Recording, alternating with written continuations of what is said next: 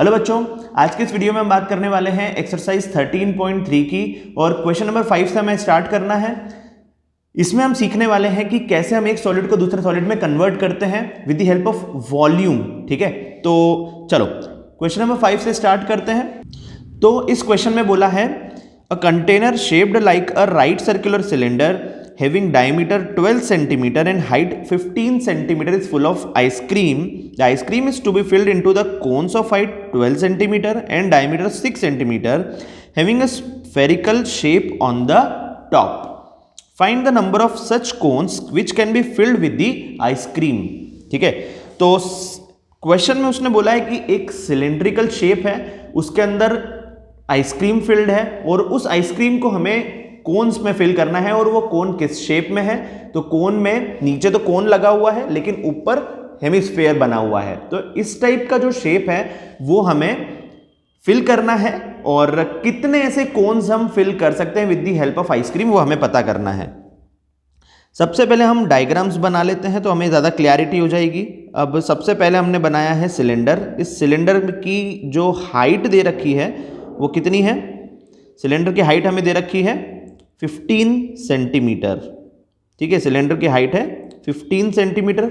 Cylinder की diameter 12 centimetre दे रखी है, तो इसकी रेडियस कितनी हो जाएगी? इसकी रेडियस हो जाएगी 6 सेंटीमीटर। इसकी रेडियस कितनी हो जाएगी? 6 सेंटीमीटर। ठीक है, ये देखो अब हमें दे रखा है एक कोन और उसके ऊपर बना हुआ है स्फेयर। तो अब इसे डायग्राम बना लेते हैं। अब इसका डायग्राम बना लेते हैं। तो ये हो गया कोन और इसके ऊपर जो हेमिस्फेयर लगा हुआ है वो कुछ इस प्रकार से है। ठीक है, ये हो गया हमारा diagram complete.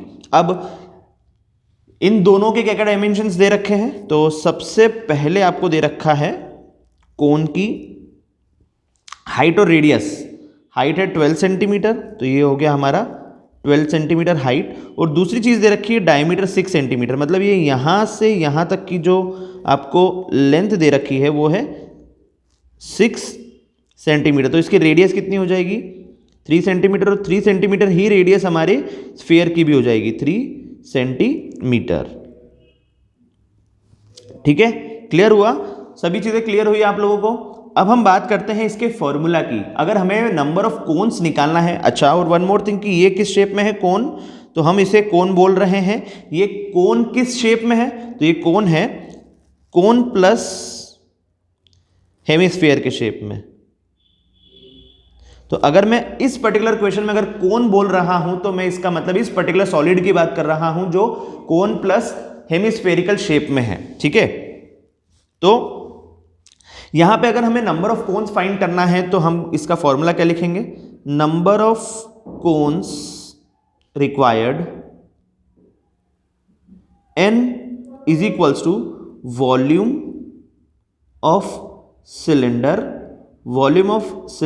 Upon volume of cone. और अगेन वही बात, इस कोन का मतलब क्या है? इस कोन का मतलब क्या है? Cone plus hemisphere. तो जब हम इसका फॉर्मूला लिखेंगे, n की वैल्यू जब मैं लिखूंगा तो n की वैल्यू क्या आएगी हमारी? n is equals to volume of cylinder that is pi r square h।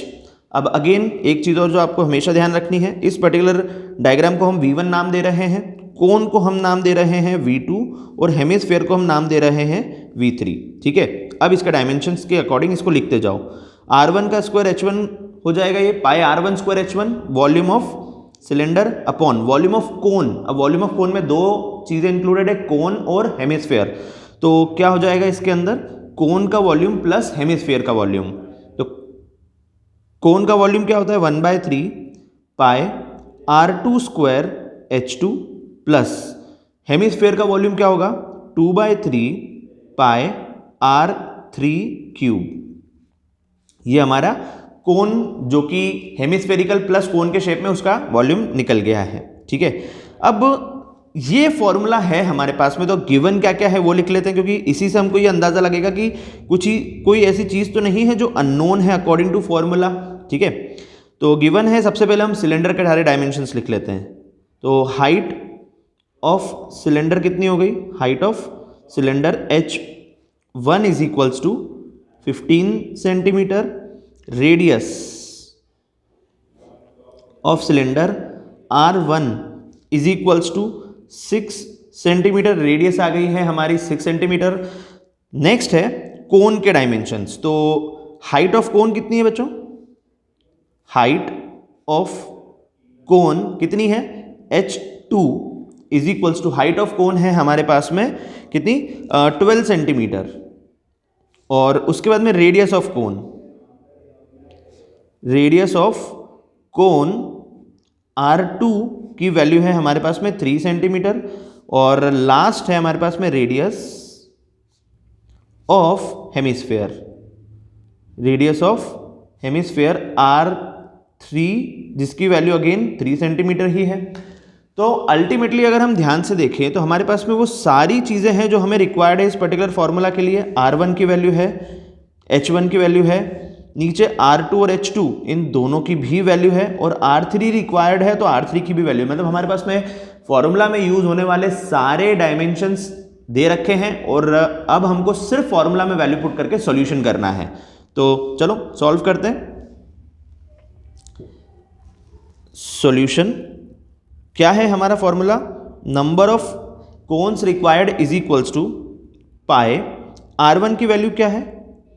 R1 की वैल्यू है 6, तो 6 का स्क्वायर इंटू H1 मतलब 15 होल अपॉन में 1/3 पाई R2 का स्क्वायर H2।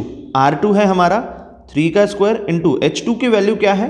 तो H2 की वैल्यू है 12 सेंटीमीटर प्लस ये एक ब्रैकेट कंप्लीट हो गया, एक फॉर्मूला कंप्लीट हो गया। दूसरा फॉर्मूला है हमारा 2/3 पाई R क्यूब यानी 3 का क्यूब। ये हो गया हमारा फॉर्मूला में वैल्यू का पुट करने का काम कंप्लीट।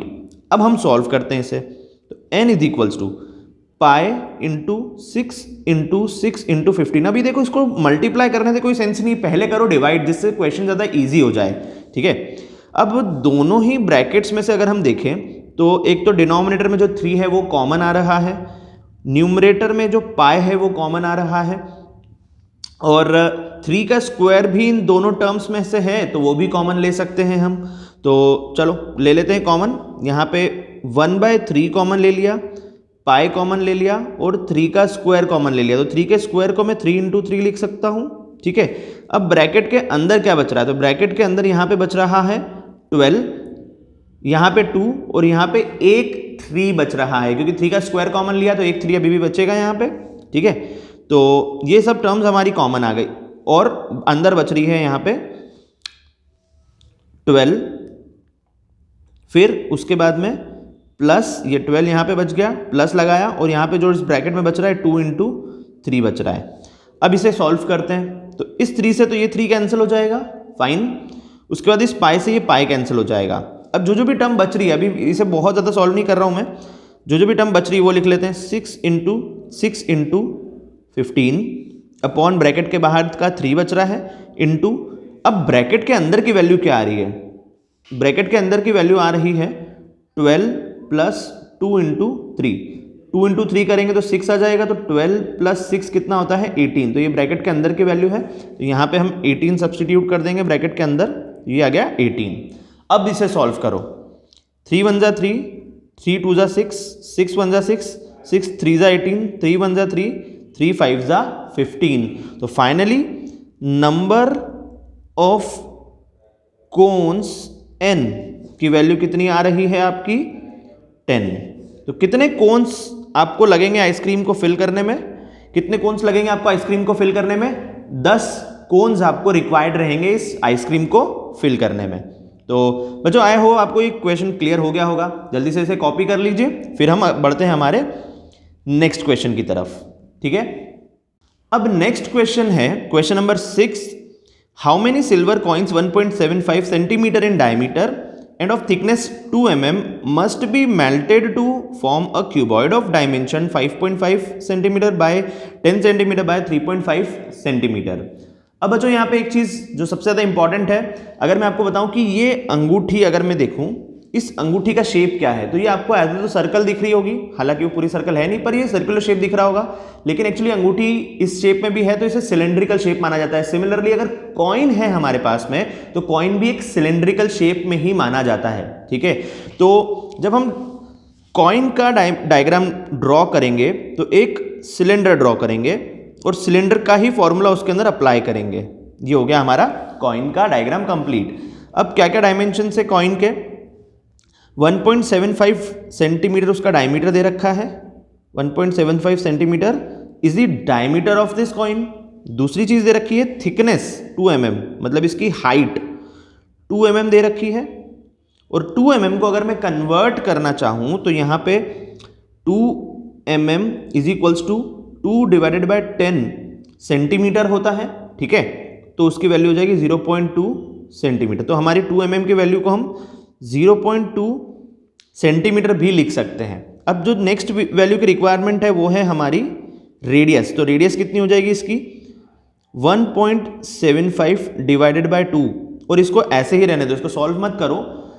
क्यों? क्योंकि हम इसे फॉर्मूले में पुट करके सॉल्व करेंगे तो ये क्वेश्चन ज्यादा इजीली सॉल्व हो जाएगा। अब हम बनाते हैं हमारा क्यूबॉइड का डायग्राम और उसके सारे डायमेंशंस लिखते हैं। तो क्या क्या है इसमें क्यूबॉइड में, ये हमारा क्यूबॉइड का डायग्राम कंप्लीट हो गया है, ये हो गया क्यूबॉइड कंप्लीट। अब इसके डायमेंशंस लिख लेते हैं। तो इसकी लेंथ दे रखी है 5.5 सेंटीमीटर। दूसरी चीज हमें इसकी ब्रेड्थ दे रखी है, कितनी है इसकी ब्रेड्थ 10 सेंटीमीटर, और उसकी जो हाइट दे रखी है वो दे रखी है 3.5 सेंटीमीटर। हो गई तीनों चीजें कंप्लीट हमारी, ठीक है। अब जो भी चीजें, पहले तो हम फॉर्मूला लिख लेते हैं। अब हम लिख लेते हैं इसका फॉर्मूला। क्या रिक्वायरमेंट है हमें, नंबर ऑफ सिल्वर कॉइन्स, तो number of silver coins n is equals to volume of cuboid upon volume of coin. और कॉइन किस शेप में है, सिलेंड्रिकल फॉर्म में है, ठीक है। अब इस डायग्राम को हम V1 नाम दे देते हैं, इस डायग्राम को हम V2 नाम दे देते हैं। तो number of silver coins n is equals to, तो n की वैल्यू क्या आ रही है हमारी, n is equals to volume of cuboid होता है L into b into h, तो H1 नाम दे देते हैं क्योंकि हाइट दोनों में रहेगी। वॉल्यूम ऑफ कॉइन, तो कॉइन है हमारा सिलेंड्रिकल फॉर्म में, तो आपको याद रखना है कि कॉइन किस फॉर्म में है, सिलेंडर के फॉर्म में है। तो इसके अंदर हम सिलेंडर का वॉल्यूम का फॉर्मूला लगाएंगे। क्या होता है, pi r square H2, pi r square H2। अब अकॉर्डिंग टू फॉर्मूला जो भी चीजें हैं क्या वो हमें गिवन है, तो लिख लेते हैं हम गिवन है हमारा length of cuboid is equals to 5.5 centimetre, 5.5 centimetre breadth of cuboid is equals to, ये हो गया h, ये हो गया हमारा b 10 सेंटीमीटर, ठीक है। उसके बाद में हमें हाइट चाहिए, लेंथ को हम L से रिप्रेजेंट कर रहे हैं और हाइट हो जाएगी हमारी H1, इसकी वैल्यू है 3.5 सेंटीमीटर। उसके बाद में हमें क्या चीज रिक्वायर्ड है, रेडियस ऑफ कॉइन। तो रेडियस ऑफ कॉइन कितनी है 1.75 by 2 centimetre, and thickness of coin H2 is equals to, thickness of coin H2 is equals to कितना है 0.2 सेंटीमीटर। तो फाइनली हमारे पास में सारी चीजें हैं जो भी हमें रिक्वायर्ड है, L, B, H1 और R और H2, ये सारी चीजें हमारे पास में अवेलेबल है। इसका मतलब अब हमें सिर्फ फॉर्मूला में वैल्यू पुट करनी है और इसे सॉल्व करना है। तो जल्दी से सॉल्व कर लेते हैं। Solution n is equals to L into b into h, मतलब 5.5 into 10 into 3.5 divided by pi, that is 22/7 into r square, मतलब 1.75/2 इंटू 1.75/2 इंटू 0.2, ठीक है, सारी वैल्यूज हमने पुट कर दी है। अब इसे सॉल्व कर लेते हैं। तो n इज इक्वल्स टू, पहले जितनी भी वैल्यूज ऊपर न्यूमरेटर में जा रही है रेसिप्रोकल होकर इसको रेसिप्रोकल कर देते हैं, हम ऊपर न्यूमरेटर में भेज देते हैं। तो इसके साथ में 7, 2 और 2 कौन कौन सी वैल्यूज आई है ऊपर न्यूमरेटर में, ये डिनोमिनेटर का 7, इधर का 2 और इधर का 2 है, यहाँ पे न्यूमरेटर में रेसिप्रोकल होके आ गया है। ठीक है, divided by 22 into 1.75 into 1.75 into 0.2, सारी चीज़ें लिख लिए। अब हम इसको 1 बाय 1 सॉल्व करते जाते हैं। ऊपर से ये 10 आएगा नीचे, क्योंकि हमने 5.5 का पॉइंट हटाया है। सिमिलरली जिसके भी पॉइंट हटाते जाएंगे उसके नीचे 0 लगाते जाएंगे, तो इधर 100 आ गया। अब डिनोमिनेटर में से इसका पॉइंट हटाया तो यहाँ पे आएगा 100, इसका पॉइंट हटाया तो यहाँ पे और 2 0 आएंगे, और एक पॉइंट ये हटाया तो यहाँ पे 1 0 और आ जाएगा। ये 2 0 से ये 2 0 तो कैंसिल हो गए। फिर उसके बाद इस 2 से ये 2 कैंसिल हो गया। उसके बाद में हम इधर 11 से इससे डिवाइड करते, तो 11 2 ज़ा 22, 11 5 ज़ा 55। इस 2 से ये एक और 2 कैंसिल हो जाएगा। अब जो भी वैल्यूज बच रही क्या वो सॉल्व होगी, तो 175 और 5, तो 5 से कैंसिल करते, 5 3 ज़ा 15, 5 3 ज़ा 15 और 5 5 ज़ा 25। इस 35 से ये 35 भी कैंसिल हो गया है। अब हमारे पास में 175, देखो क्या क्या बच रहा है, न्यूमरेटर में 10 और 7 और डिनोमिनेटर में बच रहा है 175। तो ये 7 1 ज़ा 7, 7 2 ज़ा 14 और 7 5 ज़ा, ठीक है। और अच्छा ऊपर 1000 भी बच रहा है। अब इसे भी कैंसिल कर देते हैं 5 से, 5 1 ज़ा 5, 5 2 ज़ा 10, 5 5 ज़ा और 5 1 ज़ा 5, 5 2 ज़ा 10, 0 0। इधर 2 बच रहा है, इधर 200 बच रहा है। तो नंबर ऑफ कॉइन्स कितने रिक्वायर्ड है हमें, 2 इंटू 200 दैट इज 400। तो number of silver coins required to make a cuboid is equals to 400। तो कितने सिल्वर कॉइन्स रिक्वायर्ड है हमें, 400 सिल्वर कॉइन्स रिक्वायर्ड है हमें एक क्यूबॉइड बनाने के लिए। ठीक है, तो ये हमारा क्वेश्चन नंबर 6 भी कंप्लीट हो चुका है। अब इसे कॉपी कर लीजिए, फिर हम बढ़ते हैं क्वेश्चन नंबर 7 की तरफ।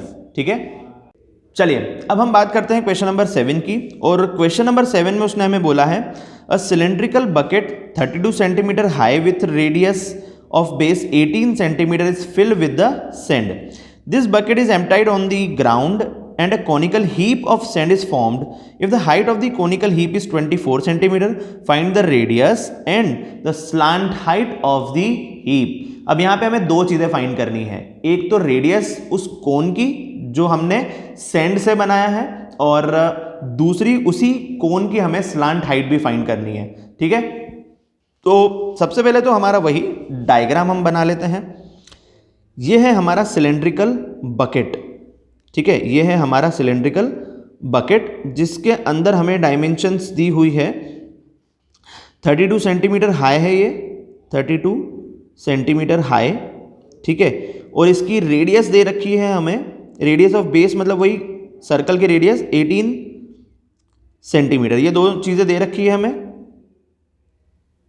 ठीक है, अब हम आगे बढ़ते हैं। दूसरी नेक्स्ट हमारा डायग्राम है कोन। अगर आप बाल्टी को ऐसे खाली करोगे तो वो कोन का शेप बनाएगा, ग्राउंड पे ऐसे कोन का शेप बनाएगा वो। ठीक है, कुछ इस प्रकार से। तो इस कोन के क्या क्या डायमेंशंस दे रखे हैं आपको, तो सबसे पहले तो इसकी हाइट कितनी दे रखी है आपको, 24 सेंटीमीटर इसकी हाइट दे रखी है।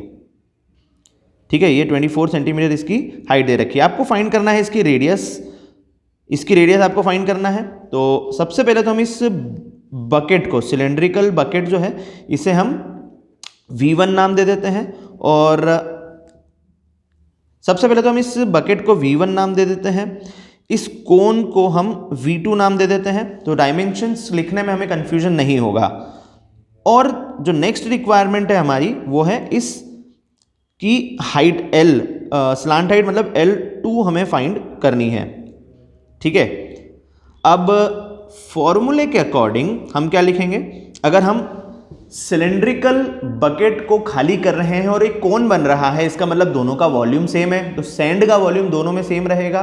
तो इसीलिए अगर हम इसे सॉल्व करना चाहते हैं, हम लिखेंगे volume of cylindrical bucket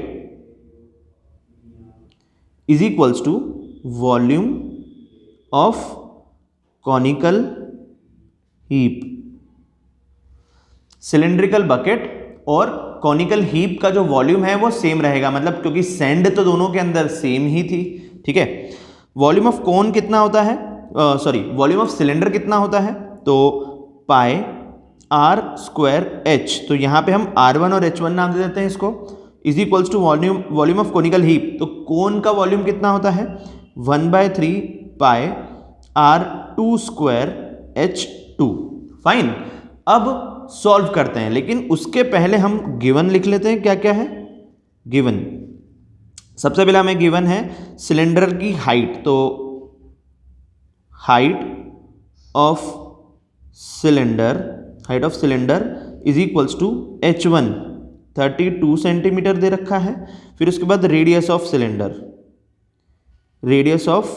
cylinder R1 is equals to हमें दे रखा है 18 सेंटीमीटर।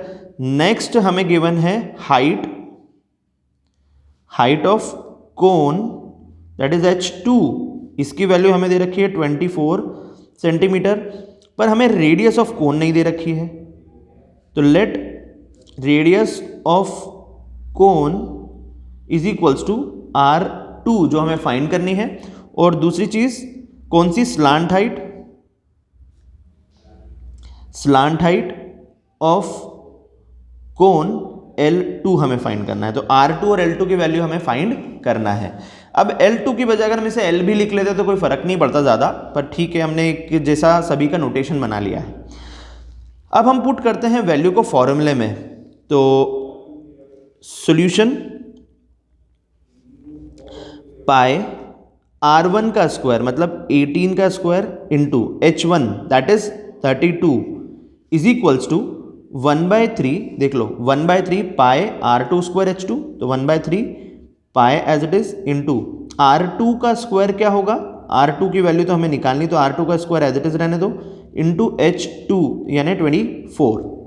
अब इसको सॉल्व कर लेते हैं, सभी वैल्यूज को हम ले आते हैं हमारे लेफ्ट हैंड साइड पे, तो pi into 18 into 32 divided by pi into 24, और जो ये 3 है डिनोमिनेटर में, इस 3 को हम न्यूमरेटर में ले जाएंगे, क्योंकि ये डिनोमिनेटर में है तो यहाँ पे क्रॉस मल्टीप्लाई होकर ये न्यूमरेटर में आ जाएगा। यहाँ पे आएगा R2 का स्क्वायर, पाई से पाई कैंसल, 3 1 जा 3, 3 8 जा 24, अब इसे डिवाइड करेंगे तो 2 से या 9 2 से, तो 2 4 जा 8, 2 9 जा 4 से डिवाइड करेंगे तो 4 1 जा 4, 4 8 जा 32। तो अब डिनोमिनेटर में सारी वैल्यूज खत्म हो गई है, न्यूमरेटर में हमारे पास में बच रहा है 9 into 8 into 18 is equals to R2 का स्क्वायर। अब बच्चों आप चाहो तो इसे मल्टीप्लाई करके भी फाइंड आउट कर सकते हो कि किसका स्क्वायर रूट है ये, ठीक है, क्योंकि यहां से आप R स्क्वायर की वैल्यू निकालोगे तो यहाँ पे भी आपको किसी ना किसी वैल्यू का स्क्वायर रूट चाहिए।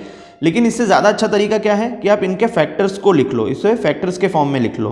तो 9 को हम लिख सकते हैं 3 इंटू 3, 8 को हम लिख सकते हैं 2 इंटू 2 इंटू 2, और 18 को हम लिख सकते हैं 3 into 3 into 2 is equals to R2 का स्क्वायर। अब यहाँ पे पेयरिंग कर दो, तो पेयरिंग कैसे होगी, ये 2 बार 3 जो है वो कंबाइन हो गए, ये 2 बार 2 जो है वो कंबाइन हो गए, ये 2 बार 3 ये वाले कंबाइन हो गए, और ये 2 बार 2 ये वाले कंबाइन हो गए। इसका मतलब हमारे पास में जो वैल्यूज आ रही है वो क्या आ रही है, तो सबसे पहले तो हमारे पास में आ रहा है यहाँ से 3, यहाँ से एक 2, यहाँ से एक 3, और यहाँ से एक 3, और इन दोनों का मिला के एक 2 भी हमारे पास में आ रहा है। तो इनको अगर मल्टीप्लाई करेंगे तो कितनी आएगी वैल्यू, 3 2 जा 6, 3 2 जा 6, 6 6 जा ठीक है।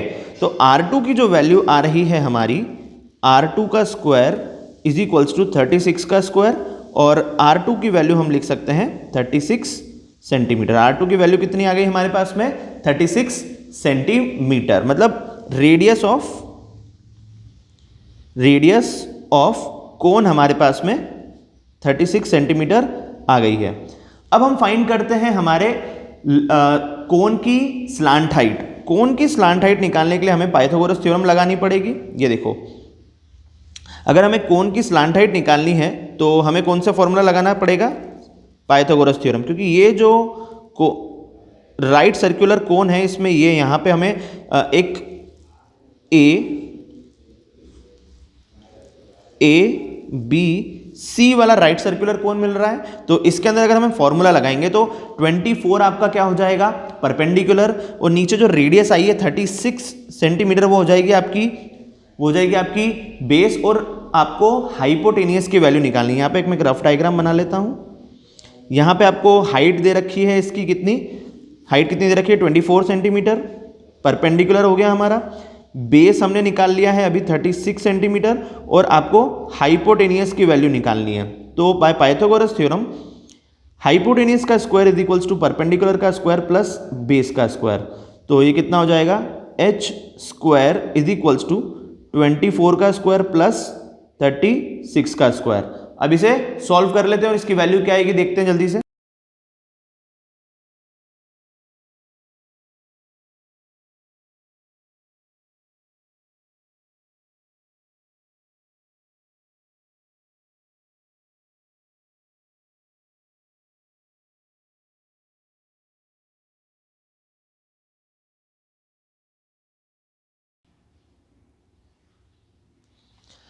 अब बच्चों हमने h की वैल्यू निकाल ली है। कैसे सॉल्व किया जरा मैं आपको एक्सप्लेन कर देता हूं। सबसे पहले तो हमने h स्क्वायर की वैल्यू निकाली, तो यहाँ पे 24 का स्क्वायर 576 आ गया, 36 का स्क्वायर 1296 आ गया, और फिर h स्क्वायर की वैल्यू 1872 आई। ठीक है, दोनों को ऐड करने के बाद में, तो ये दोनों को ऐड किया तो 1872 हमारी वैल्यू आ गई। उसके बाद में हमने इसे अंडर रूट में डाला, क्योंकि हमें h की वैल्यू निकालनी थी और हमारे पास h स्क्वायर था, तो अंडर रूट में डाला।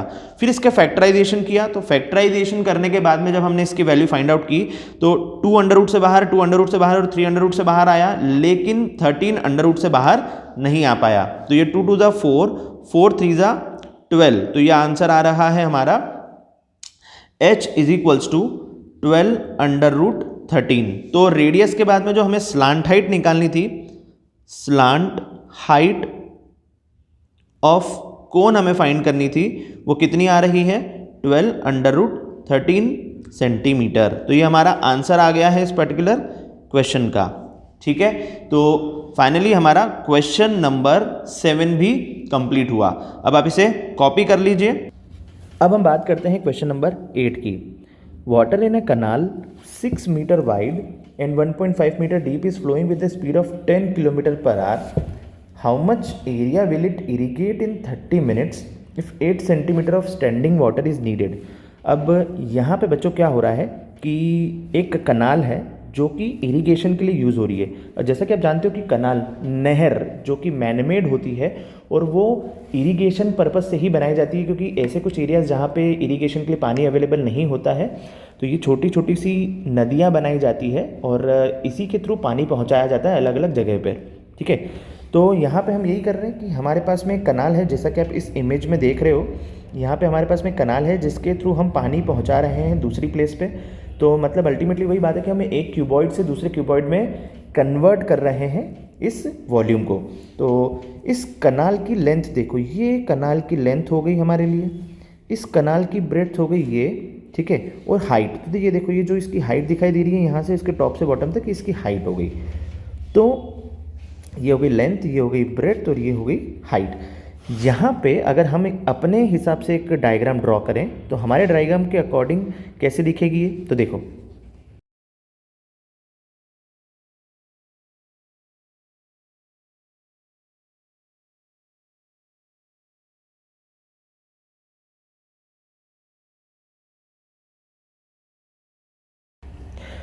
तो जैसा कि आप इस डायग्राम में देख पा रहे हो, ये हो गई हमारी लेंथ, ठीक है, लेकिन प्रॉब्लम ये है कि ये जो लेंथ ऑफ वाटर है ये हमें किलोमीटर पर आवर में दिया हुआ है, मतलब 10 किलोमीटर पर आवर क्या हो गई हमारी लेंथ ऑफ वाटर कैनाल हो गई है, ठीक है। 6 मीटर वाइड, मतलब ये इसकी चौड़ाई जो दे रखी है वो 6 मीटर दे रखी है, यहाँ से यहाँ तक इसकी चौड़ाई, और हाइट क्या दे रखी है 1.5 मीटर। अब डीप बोला हुआ है, मतलब यहाँ पे हम क्योंकि गहराई की बात कर रहे हैं इसलिए उसे हाइट या हम डीप भी बोल सकते हैं, ठीक है, हाइट बोल सकते हैं आई मीन। अब अगर हम वॉल्यूम निकालना चाहें, वॉल्यूम ऑफ कनाल क्या हो जाएगा, वॉल्यूम ऑफ वाटर कनाल क्या हो जाएगा, तो ये हो जाएगा length into breadth into height. लेकिन यहाँ पे हमारे पास में ब्रेड्थ है, हाइट है, लेंथ मीटर्स में नहीं है, तो सबसे पहले तो हम लेंथ निकालते हैं और लिख लेते हैं कि हमारे पास में क्या क्या चीज़ें अवेलेबल है। Breadth of water canal is equals to 6 metre, height of water canal is equals to 1.5 metre. अब हमारे पास में क्या नहीं है, तो हमारे पास में लेंथ नहीं है, तो length of water canal in 1 hour. अब देखो 1 आवर मतलब पानी का जो फ्लो है उसी को हम लेंथ कंसीडर करेंगे, तो यहाँ पे 10 किलोमीटर हो जाएगा। 1 घंटे में वो जितना ट्रैवल कर रहा है पानी वो उसकी लेंथ हो जाएगा, पर ये आवर्स में दे रखी है और किलोमीटर्स में दे रखी है। हम इसे लेंथ ऑफ कनाल निकाल लेते हैं इन 60 मिनट्स, और कितनी हो जाएगी ये वही 10 किलोमीटर्स या वी कैन से 10,000 मीटर्स, ठीक है। तो length of canal in 1 minute कितना हो जाएगी, 1 मिनट में कितना पानी फ्लो होगा यहाँ से वो उसकी लेंथ हो जाएगी, तो 10,000 डिवाइडेड बाय 60 हो जाएगा हमारा 1 मिनट का लेंथ, ठीक है। लेकिन हमें जो लेंथ निकालनी है वो निकालनी है 30 मिनट्स के लिए, तो 30 मिनट्स की लेंथ कितनी हो जाएगी, तो length of water canal in 30 minutes is equals to 10,000 divided by 60 into 30, तो 30 1 30, 30 2 60, 2 1 2, 2 5 10, तो ये आ गया 5,000 मीटर। जो हमारी लेंथ आ रही है 30 मिनट्स में वो कितनी आ रही है 5,000 मीटर्स। अब हमने लेंथ 30 मिनट्स में ही क्यों निकाली, क्योंकि हमें जो पानी चाहिए, स्टैंडिंग वाटर चाहिए, वो 30 मिनट्स के लिए चाहिए। इसका मतलब अब देखो ज़रा समझो कि अगर हम इरिगेशन कर रहे हैं तो जितना वॉल्यूम होगा हमारी कनाल में, volume of canal is equals to उतना ही वॉल्यूम होगा हमारे एरिया ऑफ इरिगेशन में, volume of area irrigated, volume of area irrigated, ठीक है। अब वॉल्यूम ऑफ कनाल क्या हो जाएगा, length into breadth into height. अब यहाँ पे हम इसे लेंथ ब्रेड्थ हाइट कंसीडर कर रहे हैं, तो जो एरिया हमें इरिगेट करना है उसको L1, B1 और H1 ले लेते हैं। यहाँ पे हमारे पास में जो एरिया इरिगेट करना है उसका हाइट दे रखा है, तो क्या हाइट दे रखा है, height of area to be irrigated, कितना स्टैंडिंग वाटर नीडेड है वही उसकी हाइट हो गया 8 सेंटीमीटर, बट हमें चाहिए मीटर में इसकी वैल्यू, तो 8 centimetre is equals to 8 divided by 100 metre, ठीक है। तो ये हमारी हाइट आ गई किसकी, एरिया जिसको इरिगेट करना है उसकी। तो यहाँ पे देखो H1 की वैल्यू आ गई है हमारे पास में, ये हमारी H1 की वैल्यू हो गई है। तो अब सारी वैल्यूज़ अगर अपन सब्स्टिट्यूट करते हैं तो लेंथ हमारी, लेंथ ऑफ कनाल थी 5,000 इन 30 मिनट्स, ठीक है। ब्रेड्थ कितनी थी 6 और हाइट कितनी थी 1.5। लेंथ इनटू ब्रेड्थ होता है एरिया, लेंथ इनटू ब्रेड्थ क्या होता है, एरिया होता है, और यही हमें फाइंड करना है, एरिया कितना इरिगेट किया है हमने। तो area irrigated into height H1 8 divided by 100, तो इसकी वैल्यू अब हम फाइंड कर लेते हैं। 5,000 into 6 into 1.5 into 100 divided by 8। अब इसे सॉल्व करेंगे तो हमारा आ जाएगा एरिया इरिगेशन इन 30 मिनट्स। तो इधर से पॉइंट हटाया, नीचे 10 लगाया, यहाँ पे इस 0 से 0 को कैंसिल किया, 2 3 ज़ा 6, 2 4 ज़ा 8, 4 1 ज़ा 4, 4 25 ज़ा 100। अब हमारे पास में जो वैल्यू आ रही है एरिया इरीगेटेड इन 30 मिनट्स। यहाँ पे एक चीज़ ध्यान रखना, अभी 30 मिनट्स में हम एरिया इरीगेशन कर रहे हैं। क्यों? क्योंकि जो 5000 वैल्यू हमने यहाँ पे लिखी है ये है water flowing in 30 minutes. 30 minute में कितना वाटर फ्लो कर रहा है उतना ही एरिया हम इरीगेट कर पाएंगे 30 मिनट्स में। ठीक है, तो यहाँ पे हमारे पास में बच रही है वैल्यू 500 इंटू 3 इंटू 15 इंटू 25। ठीक है, तो अब इसे सॉल्व कर लेते हैं। तो एरिया इरीगेटेड इन 30 मिनट्स कितना हो जाएगा? इन 30 मिनट्स कितना हो जाएगा? 562500 मीटर स्क्वायर। ये आ गया हमारा एरिया इरीगेशन इन कितने मिनट्स? 30 मिनट्स। अब हमें अगर इस आंसर को हेक्टेयर्स में निकालना है तो मैं आपको सबसे पहले तो बता देता हूँ कि 10,000 metre square is equals to होता है 1 हेक्टेयर। ठीक है, तो अगर हमें इसकी वैल्यू निकालनी है हेक्टेयर्स में तो क्या आएगा इसका आंसर? 562500 divided by 10,000। इसे हम 10,000 से डिवाइड कर देंगे तो 0 से 0 कैंसिल, 0 से 0 कैंसिल, आंसर आएगा 56.25 hectares.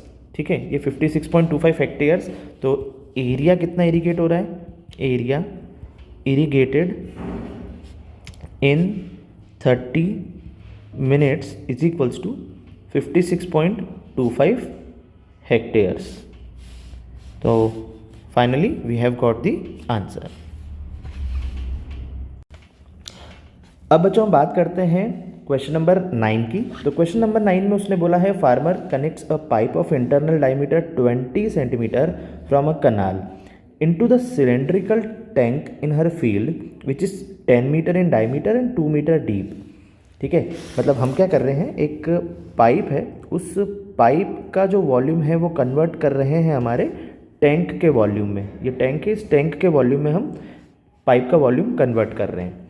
If water flows through the pipe at the rate of 3 kilometre per hour in how much time will the tank be filled. तो अगर स्पीड जो है वो ये दे रखी है तो कितना टाइम लगेगा इस टैंक को फिल करने में, ये हमें फाइंड आउट करना है।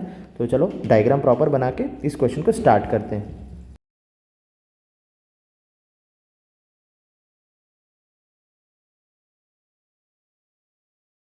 तो डायग्राम फाइनली कंप्लीट हो गया हमारा। अब इस पाइप के हम डायमेंशंस देखते हैं। तो पाइप के लिए उसने बोला है कि 20 सेंटीमीटर तो इसका डायमीटर है। इसका मतलब इसका रेडियस कितना हो जाएगा? रेडियस हो जाएगा 10 सेंटीमीटर। हमारे पाइप का रेडियस हो जाएगा 10 सेंटीमीटर। ठीक है, आगे सिलेंडर में उसने बोला है कि इसका है 10 मीटर। इसका डायमीटर कितना है? 10 मीटर। तो इसकी रेडियस कितनी हो जाएगी? इसकी रेडियस हो जाएगी 5 मीटर। ठीक है, हाइट हमको दे रखी है 2 मीटर। जो टैंक है उसकी हाइट हमें दे रखी है 2 मीटर। ठीक है, तो अब हम लिख लेते हैं गिवन क्या क्या है हमारे पास में। सबसे पहले गिवन है हमारे पास में radius of pipe. Radius of pipe कितनी है? 10 सेंटीमीटर। तो अगर हम इसे मीटर में कन्वर्ट करें तो 10/100 मीटर्स हो जाएगा ये। ठीक है, उसके बाद में हमारे पास में हाइट नहीं है, हाइट ऑफ पाइप नहीं है। ठीक है, तो इसे हम h कंसीडर कर लेते हैं। अब अगेन वही बात, ये हमारा जो डायग्राम है ये V1 डायग्राम है और ये भी सिलेंड्रिकल फॉर्म में है, सिलेंड्रिकल फॉर्म में है। और ये हमारा डायग्राम है, इसे हमने नाम दे दिया है V2। इसे हमने क्या नाम दे दिया है? V2। और ये भी अगेन हमारा सिलेंड्रिकल फॉर्म में है, सिलेंड्रिकल फॉर्म में है। ठीक है, तो अब जो भी डायमेंशंस होंगे वो पाइप के लिए R1 के फॉर्म में रहेंगे। ये हो गया हमारा R1 और ये हो गया H1। और जो डायमेंशंस रहेंगे सिलेंडर के वो H2 और V2 के फॉर्म में रहेंगे। तो रेडियस क्या हो गई हमारी? Radius of tank R1 is equals to 5 metre और हाइट ऑफ टैंक H2 ये R2 और H2 रहेगा, R2 और H2 रहेगा, ठीक है। तो H2 की वैल्यू कितनी हो जाएगी, हाइट की 2 मीटर, ठीक है। अब सिंस हम इस पानी को जब फ्लो कर रहे हैं तो ये पानी फ्लो के इस टैंक में आ रहा है, इसका मतलब ये हुआ कि जो पाइप का वॉल्यूम है वही वॉल्यूम हमारे टैंक का होगा। तो अगेन यहाँ पे जो कंपैरिजन होगा वो क्या होगा, volume of pipe, solution start करते हैं इसका, volume of pipe is equals to volume of cylinder, volume of pipe is equals to volume of cylinder. तो वॉल्यूम ऑफ पाइप क्या हो जाएगा, pi R1 square H1 is equals to volume of cylinder क्या हो जाएगा, पाई R2 square H2, ठीक है। अब यहाँ पे हमारे पास में जितनी भी वैल्यूज़ हैं उसमें से R की वैल्यू है, इस R2 की वैल्यू है, H2 की वैल्यू है, लेकिन इस H की वैल्यू हमारे पास में नहीं है। तो इस H की वैल्यू हम फाइंड आउट करेंगे। H1 is equals to pi R2 square H2 upon pi R1 square, ठीक है। तो H1 इज इक्वल्स टू, अब सारी वैल्यूज पुट कर देते हैं, पाई एज इट इज़, R2 की और H2 की वैल्यू है 5 and 2, ठीक है। ये हो जाएगा 5 का स्क्वायर, 5 का स्क्वायर यानी 5 इंटू 5 इंटू H का हो जाएगा 2 अपॉन R1 की वैल्यू है हमारे पास में 10/100, ठीक है। पाइप की जो चौड़ाई है वो है 10/100 का स्क्वायर, तो 10/100 10/100। अब ये 100 रेसिप्रोकल होकर ऊपर जाएगा, वैसे इसको हम यहाँ पे इससे भी कट कर सकते हैं सबसे पहले। तो अब ये 10 बचेगा, पाई से पाई कैंसिल, तो H1 की जो वैल्यू आ रही है वो आ रही है 5 इंटू 5 इंटू 2 इंटू 10 इंटू 10, मतलब 5 5 25, 25 2 50 और 50, ये कितना आ जाएगा 50 और फिर 2 0 और लग जाएंगे, 5000 मीटर जो लेंथ आ रही है। मतलब हमें 5000 मीटर लेंथ चाहिए एक बार में टैंक को फिल करने के लिए, पाइप की लेंथ ये हो जाएगी। तो अगर हम इसे किलोमीटर में कन्वर्ट करें तो 5000 metre is equals to 5 kilometre, ये हो गया हमारा लेंथ ऑफ पाइप। क्या हो गया ये हमारा लेंथ ऑफ पाइप। लेकिन हमें लेंथ ऑफ पाइप नहीं निकालनी थी, हमें निकालना था कि कितने टाइम में हम इस टैंक को फिल कर सकते हैं। तो यहाँ पे हमें स्पीड दे रखी है, पानी के फ्लो की स्पीड दे रखी है, तो इस फ्लो की हेल्प से हम टैंक का टाइमिंग निकाल सकते हैं कि कितने टाइम में हम टैंक को फिल कर सकते हैं। तो फ्लो ऑफ वाटर, सबसे पहले वाटर फ्लोइंग इन 1 आवर, कितने, 1 घंटे में कितना ट्रैवल कर रहा है, 3 किलोमीटर ट्रैवल कर रहा है हमारा पाइप में से पानी। तो अगर हम निकालते हैं कि 1 किलोमीटर वो कितने टाइम में ट्रैवल करेगा, तो water flowing 1 kilometre in 1/3 hours, in 1/3 hours, ठीक है। तो वाटर 5 किलोमीटर कितने टाइम में ट्रैवल करेगा, 1/3 इंटू 5, दैट इज 5/3 आवर्स में ट्रैवल करेगा वो 5 किलोमीटर, ठीक है।